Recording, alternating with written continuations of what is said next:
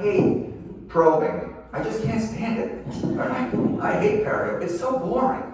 All right? 1, 2, 3, 4, 6, 3, 7. Look at Dr. Andrew with that guy. He just said, forget about it. I'm not probing shit. I'm just taking all the seed out. Probing? That's for my father and my grandfather. I ain't probing this guy. I'm just taking all the seed out. This is me after my heart surgery. So, this is 14 years ago. I look just like this, except I had more hair. And next thing you know, I'm in the OR, get my chest cut in half, totally freaking out. It's just a life-changing event, obviously. So here I am. You can see the scar here in the middle. Right here, I've got tubes coming out of every hole in my body. I was in the hospital for 10 days. Now, when you're in the hospital for 10 days, that takes a lot to have them keep you there for 10 days and not kick you out.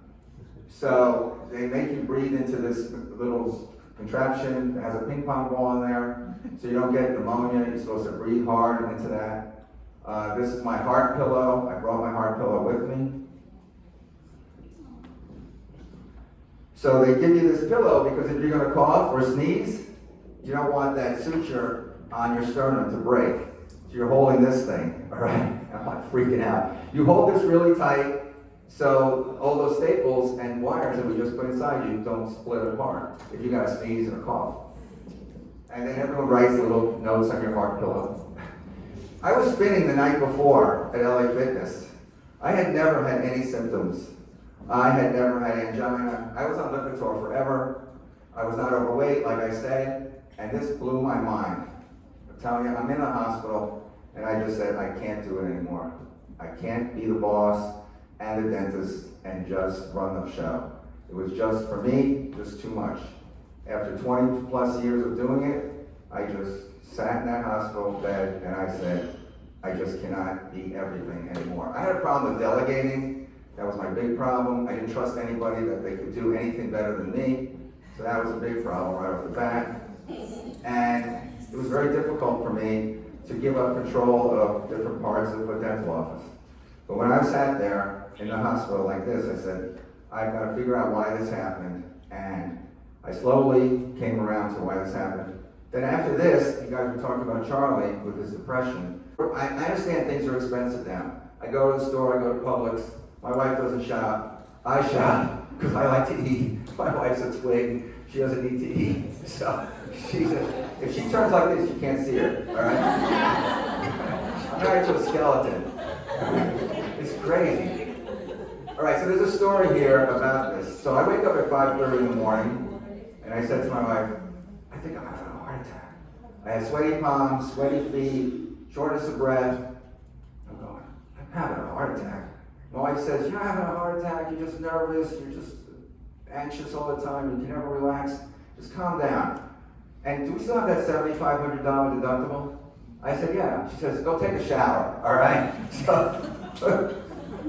So I figured I got a $7,500 deductible, $5,000 co-payment, $2,000, you know, and $500 pharmacy. And I go, my wife never took a biology class in her whole life, right? So I listen to her, I go take a hot shower, and I'm feeling a little better. And I go to the medicine cabinet, and I probably down a whole thing of 81 milligram aspirins, right? Because I think I'm having a heart attack. Took about 4 Lipitors, and I felt better. And my wife had to leave to go to Toronto for some work, and I drove her, like an idiot, from Boca to the Fort Lauderdale airport at 7 in the morning, and all of a sudden this pain started coming back, and I didn't tell her, all right? I'm on 95, and I'm saying, I am gonna die right here on I-95. In the ER at Broward General, they can't find this enzyme called troponin. They take an EKG, my EKG is normal, and they're going, you're not having, everything looks fine. I don't think you're having a heart attack. And I go, if I just blew $7,500, that's gonna give me a heart attack, okay? And they said, oh, you are in. You're way past $7,500, all right? So the cardiologist comes down, Dr. Ziegler, paging Dr. Ziegler. Dr. Ziegler to the ER, I still remember the guy's name. I don't remember the name of the cardiac surgeon though, but I remember Ziegler. So he looks at me and he says, you got a good story. You're in your 50s, you live in Boca, you got 2 kids, you got a lot of pressure, you're a dentist.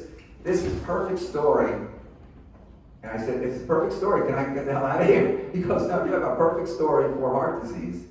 You've been on Lipitor for 20 years. My father never had a heart attack. My grandfather never had a heart attack. My uncle never had a heart attack. But for some reason, I'm in this, ER thinking, I'm having a freaking heart attack. All right?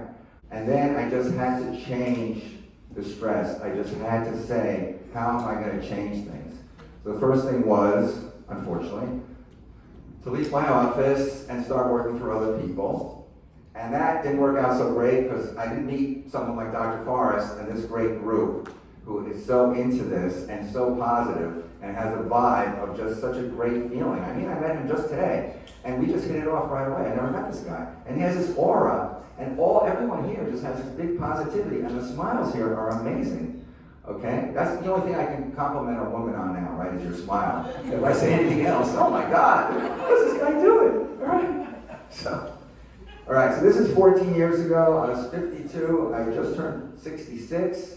I know I'm only 36, but, that was 14 years ago. That's this other tube they put in your neck. They have chest tubes coming out of you. They got a tube up your urethra to pee in. And, I mean, it was just awful. All right, I wouldn't even look in the mirror to see this scar until like the last day. I just couldn't get up and look at that thing. And I had pictures of that, and I said, that's too gross. I don't want to show you guys those pictures. All right? Okay, so the problem is that dentistry is rough. Everyone knows that. It's rough on your body.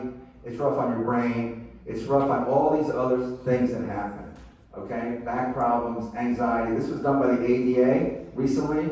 Dentists have elevated cholesterol. Yay, depression. Yay, ringing in the ear. Yes, left ear. I can hardly hear out of this ear. All right. So you guys should definitely be wearing earplugs. Look, you guys have this great thing. You guys are all together. But dentists used to be just stuck in this little room by themselves all day long, and not being appreciated, and patients, not being happy. And this whole situation here is so fabulous, it's so fantastic. And I've been doing this for 30 years, and I've seen other groups that aren't so fun. Right? They try to be, but I can see this guy as a leader has made a very big impact on everybody here. Okay, so the ADA now is really trying to do something about mental health, and they're having symposiums, and they have telephone numbers, and they have counselors, and it's a problem because a lot of people are stigmatized. If they find out that you've gone to a psychiatric hospital, which I almost was going to be sent to, very close, and you put that on your forms to get a license or to get your malpractice renewed, forget about it. That is a big red flag. So they were doing everything for me that wouldn't happen. And luckily, I got out of that dark hole, and it was very lucky. I fell back into it a couple of years later, even worse, and I went back on disability, and it was rough, and luckily they just found some other medication, and all of a sudden the clouds lifted, and I was back to the person that you see here. But for weeks, I didn't talk. I couldn't say anything. I just sat in my room at home watching the clock. That's it. I just sat there in my room. My son was in medical school at FAU. He's screaming at me, okay? I went to the Delray Medical Center and had a scan of my brain because I thought my brain was coming out of my skull. I was imagining the craziest things, all right? And it's just so bizarre. Until you can't even imagine going crazy like this. It's unbelievable, but it does happen. Do I chalk it up all to dentistry? I'm not going to say that I do. I'm not going to say that that's the whole trauma. All right, but new dentists now are seeing the importance of wellness. And I go to yoga. Just go to the beach. When was the last time we were at the beach? You know what I'm saying? We live here, 10 miles from the beach. I live 5 miles from the beach. Just go to the beach. Just do that. People come from all over the world to go to our beaches. We don't even go to the beach. All right? You move here, and you go to the beach at the beginning, and then forget it. I don't go to the beach. And you're working all day long. And it's hard. It's hard on your body. It's hard on your brain. And we just have to chill. So it says here that young dentists are continuing to be disproportionately affected by mental and emotional concerns, especially now because of when COVID happened and things like that. Percentage of dentists diagnosed with anxiety more than tripled in 2021 compared to 2003. 13% of dentists also reported experienced depression. All right, the profession does not have something to be stressful or overwhelming. We can prevent things like burnout, back pain, and struggles with mental health. But the only way to be that is to be honest with ourselves and to see that these things are happening. So you have to take a step back and you really have to evaluate your life. Now, I know Dr. Forrest isn't going to say, okay, everyone take a 2-week vacation. I know he's going to be pissed off at me if I recommend that. But I never took a 2-week vacation, all right, ever. And if I took a 1-week vacation, I was scared through the whole time that either my patients are messed up, or my staff isn't doing the job, or I can't pay the bills, or I'm having a flood in my office, or something crazy, right? And by the time 1 week rolled around, you're back at work. You're back at work, you're hearing that drill, you're hearing those crazy patients, you're hearing those crazy stories. I forgot your name, sir. Kenneth. Okay, Kenneth. Right? You know what I'm talking about? All right, Bob? Okay. Don't worry. Be happy. Don't worry about a thing. Everything's going to be all right. I woke up this morning. Dun, dun, dun, dun, dun. Of course, I can't remember the words. All right. So anyway, this is my message today. Take a deep breath. Relax. Have some wine. Don't watch the news. Oh my God. The news is. I'm crazy into the news. Crazy into it. Unfortunately, I can't. I'm just hooked in. Like I could never get on that Trump jury. First of all, that would kick me off in 2 seconds. So. But I just am addicted to the news, and it's all bad. There's very rarely a good story, and lately things are pretty rough. All right. And she calls me. She said, "Oh, Dr. Bringstein, we got you." So I applied on Indeed. Okay. I live in Boca. 5th Avenue Dental was looking for a dentist. So I said, "This is gonna be great. I could ride my bike there. It's not far. I've lived in Boca for over 35 years. I know exactly where it is." Blah, blah, blah. So I sent her my resume, and she calls me up. We have to talk. Okay, so we talk, and she says, I showed Dr. Forrest your qualifications, your resume. He doesn't think it's going to work out. Because you're 66 years old, you only want to work 3 or 4 days. We need someone who works 5 days a week.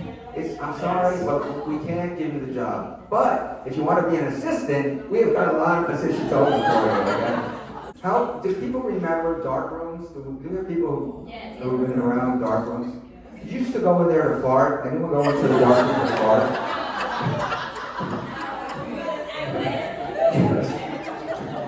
That's what I heard. I heard from assistants.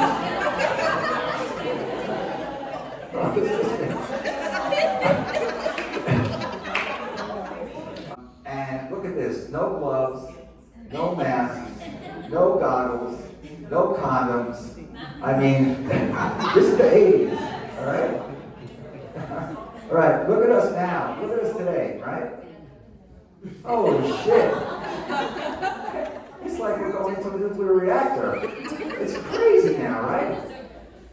Oh, and I'm wearing a blue condom also here, so just to make sure we're practicing safe dentistry.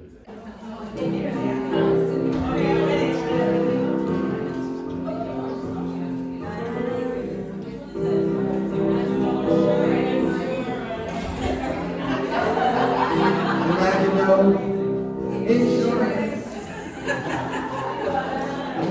It's not hard to do good. No more stupid phone calls. No more paper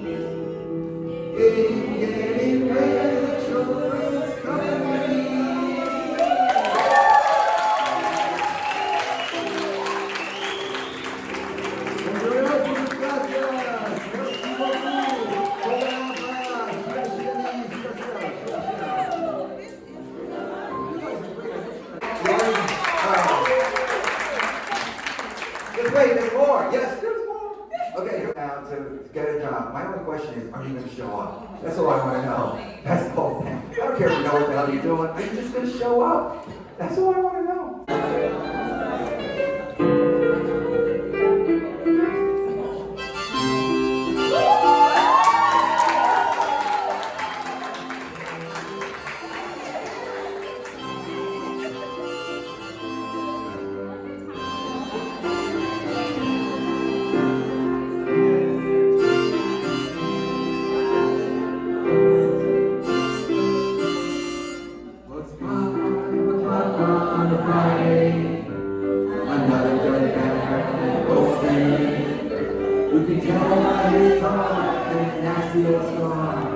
Looking for a blank like clothing.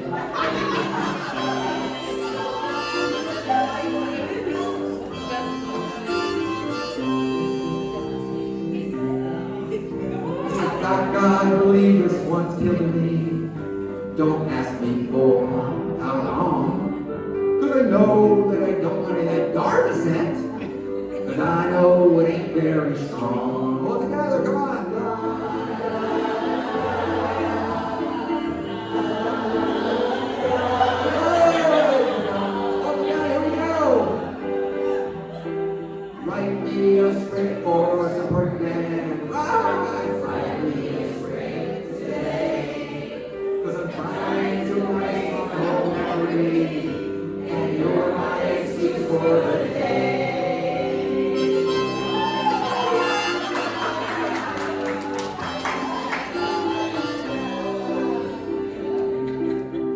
It's a pretty nice crowd for a Friday, and she's Christine gives me a smile, because she knows that it's me they've been coming to see, to get out of pain for a while. And the high speed, it sounds like a carnival, and the office, it smells like clothes, and they sit in my chair and throw scent in my hair as they stare at my big Jewish nose.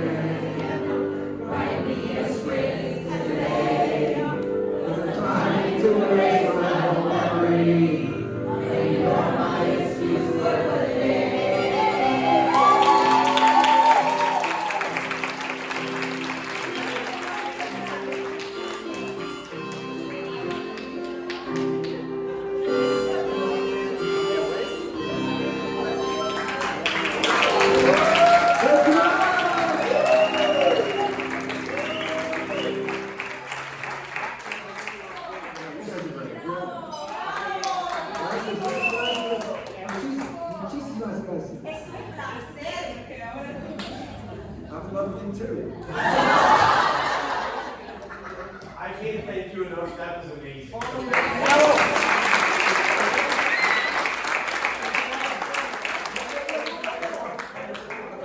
Alright, one more song for Perio. This is for the Perio people. No, I'll keep advertising ulcerative gingivitis. Alright, so listen to this. Supercalifragilisticexpialidocious has the exact same syllables as acute necrotizing ulcerative gingivitis.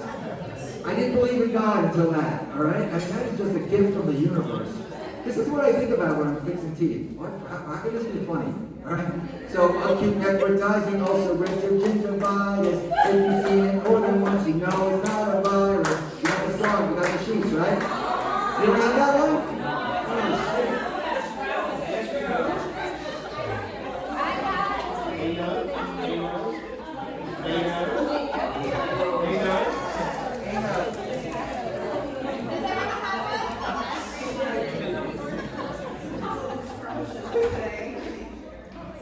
You guys know about this guy Charlie Adelson, who killed his brother-in-law?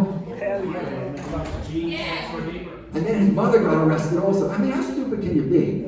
Alright, you crazy dentist. This is what stress does to you. I hate my brother-in-law. I'm going to set it up to kill him. Then he gets arrested. And his mother-in-law gets arrested. He must really have hated that guy. Alright, anyway. Alright, there's my office. Nice and neat. Super clean. Crazy glue is a general dentist's best friend. If you didn't know that. That's old school dentistry. Okay, wait. One more song. Oh, okay, we're just gonna do one more song. Little Joe for food. I don't know how to make money. That's on University Drive. Alright, okay, look at this. I live right next to the beach, right? I said to myself, I've been buying pumice all these years, I can get free pumice. Pumice for free. Can I just go right to Sugar Sand Park? I got tons of pumice for free. Look at this. What have I been paying? Darby and Shine, Peterson, we're just hard, right? I got tons of pumice. I got beach full of free pumice. All you young people know pumice. What the hell is he talking about? Alright, let's go. Okay, one more song, because I'm killing time here. Alright. That's a whole. This is Dr. Forrest's next patient. There's your prosthetic device, and there's your finished case. You saved my life, Dr. Forrest. You saved my life. Alright, acute necrotizing ulcerative gingivitis. You got it? Same syllables as supercalifragilisticexpialidocious.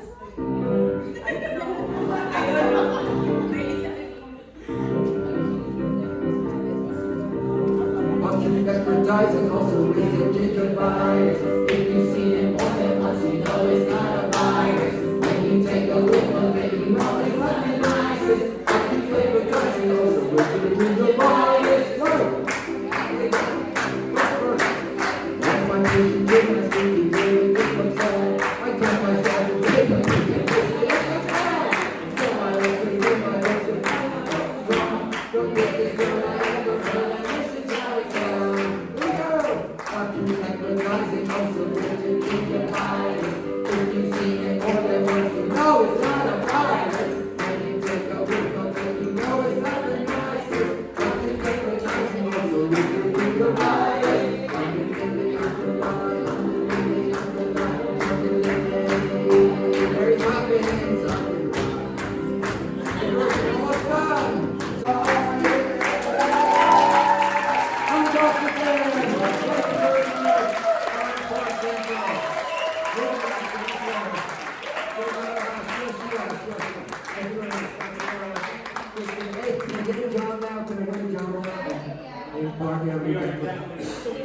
No, I need a job. I work in Jupiter now. It's too freaking far. Alright, thank you. You guys are great. Have a great year. Go to the beach.